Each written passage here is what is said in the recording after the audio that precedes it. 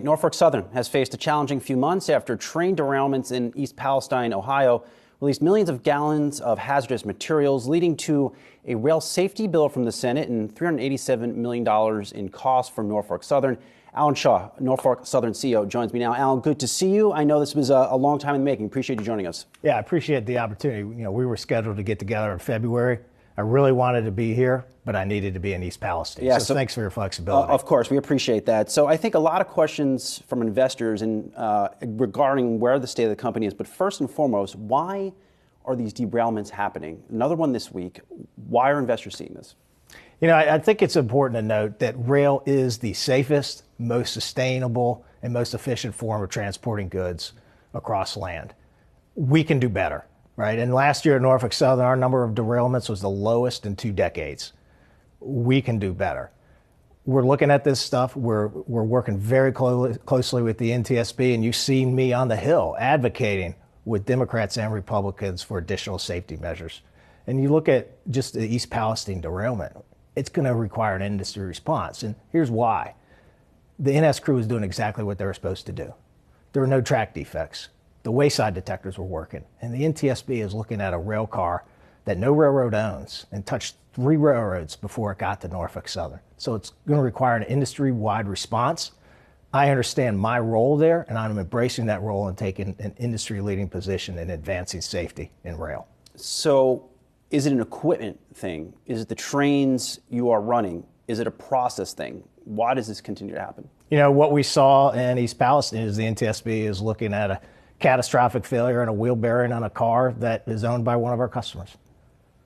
What is the presence on the ground now for you in East Palestine? We've got 300 people, NS employees and contractors, who are there 7 days of work, working on the environmental remediation, working on community assistance, and helping to invest in the community to help it thrive. And I really appreciate what they're doing. Here's what I see, Brian, is when they come home and take some time off, they want to get back up to East Palestine. And I've heard reports of people cutting vacations short. And that tells me 2 things. That tells me the NS team knows that they're having a positive impact on the community. And that tells me the community is giving our team a lot of positive reinforcement. I was there in the immediate aftermath. I've been there almost every week since. And I'm taking it as an opportunity to sit down with the community, find out what we're doing well, and what we can do better to help the community thrive and monitor our work. How long do you plan to be there? We're going to be there as long as it takes. We're not going to be bounded by time or money.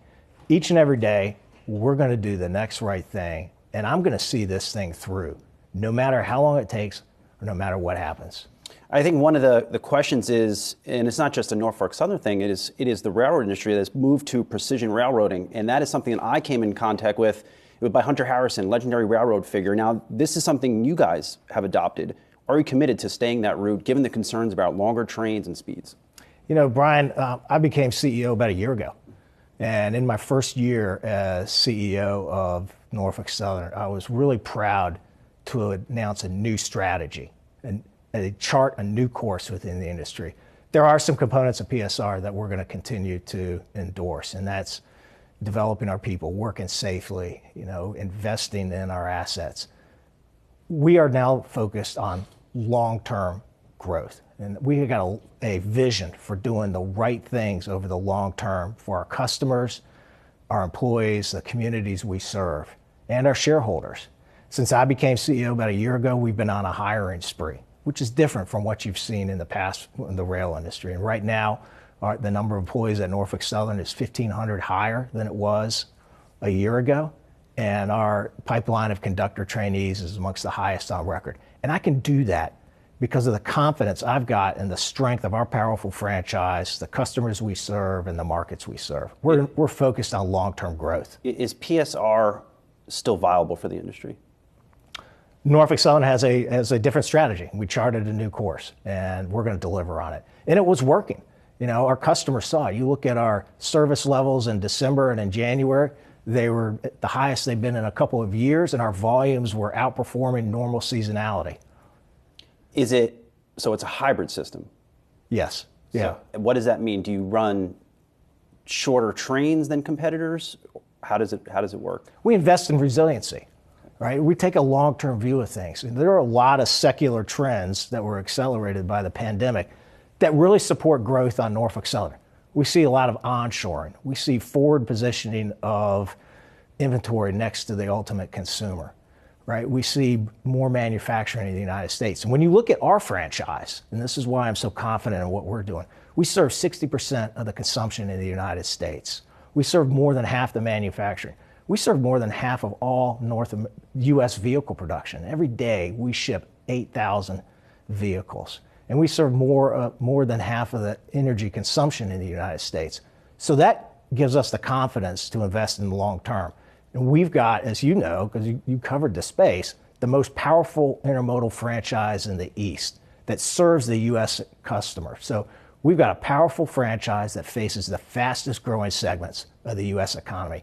I fully intend to leverage that by engaging with our people, hiring people, and investing over the long term. We recently caught up with Transportation Secretary Pete Buttigieg. You mentioned regulators. Take a listen to what he had to say. I would love for you to get a reaction. Look, we have a lot of concerns about the business models that the railroads have adopted. They strip out the human factor. Employment at some of these major railroads is down 30%, 40%. They've become wildly profitable, but have not been able to dramatically improve their efficiency or their fluidity in moving goods. And it's really come on the backs of workers who are now overworked, stressed out. And this is part of what led to so much concern last year as workers were insisting on sick leave, something that we still believe these railroads need to provide. Some of them have negotiated it with some of their unions, but they should all be doing more right now. We're also concerned about railroad safety. Now, your reaction to that, and Buttigieg, he also advocated for approved braking systems. Do you want to see that? So I've been engaged with the Secretary on a number of occasions. We've had a lot of constructive dialogue, and I continue to engage with him. I respect his opinion. There are a lot of things that Norfolk Southern does that are absolutely aligned with the administration's goals. High-paying union jobs. I told you the hiring spree that we're on. Investments in the nation's infrastructure. Pulling trucks off the highway and the sustainability advantage of rail relative to truck. So we're aligned on that. Relative to our long-term focus and our pivot away from that traditional rail model and hiring, that's exactly what we're doing. As I talked about, the new strategy Norfolk Southern charted in the industry. And then relative to rail safety, I've been on the Hill a number of times. I'm advocating with Republicans and Democrats for many of the provisions that are included in the rail safety bills. Is braking part of that one? ECP brakes, I think, is what you're referring to. You know, we tested that. We were one of the first testers of it about 15 years ago, and we couldn't get it to work reliably for us. Lastly, real quick, what removes the regulatory overhang on your stock? You know, I think what is important for folks to know is there are a lot of things in these bills that make sense, and they will not create an undue burden on our cost structure or the cost structure of our customers. And as I engage with the Surface Transportation Board, you know, I'm very close to them as well. What they're really looking for from me and from the rail industry is my ability to execute on that unique strategic plan that we outlined last fall that's going to drive service and drive growth. All right, we'll leave it there for now. Thank you for doing this. I know this is a very busy time for you and your company. We appreciate the time. Thank you so much. Norfolk Southern CEO Alan Shaw. Brian, my pleasure.